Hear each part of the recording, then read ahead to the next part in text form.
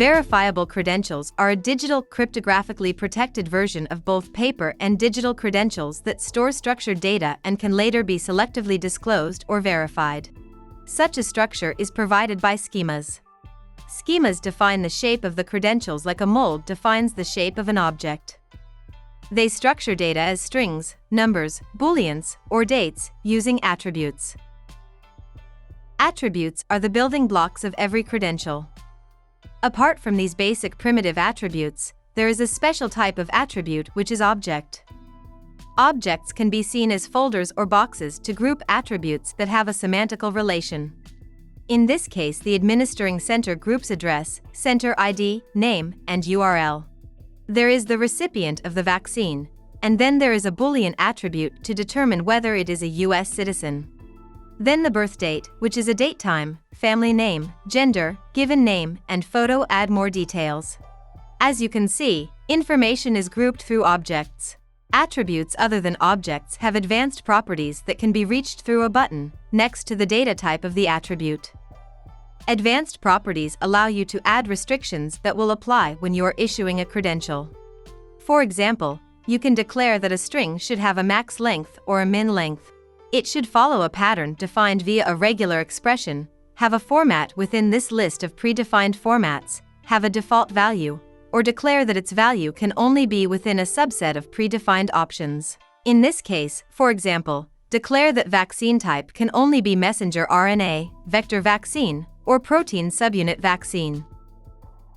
You can also define a constant or a default value for an attribute. Let's see some of these. For example, in disease, you can see that the default value has been established as COVID-19. This means that when you issue a new credential, the input field for the disease will be pre-filled with the value COVID-19. The user will though have the option to change this default value. There is also the option to declare constant values.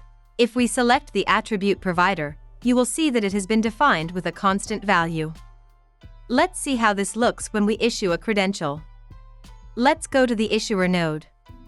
I already have this schema imported, so I just need to click Issue. Next, let's create a credential link, and as you can see, the provider already has a value that cannot be edited because it has been declared as a constant value in the schema. Additionally, you have the freedom to provide any batch number, country of vaccination, address, ID, name, and URL regarding the administering center. Also, the recipient uses a Boolean to declare whether it is a US citizen or not.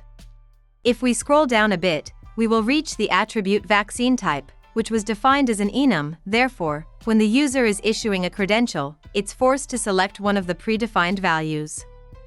On the other hand, we can see that disease already has a default value, because it was declared with this default value in the schema.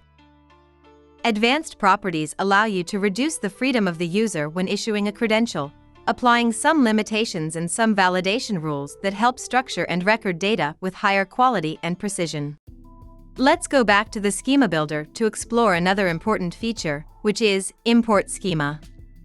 Imagine that you want to import a schema from a different platform, let's say a Certo schema.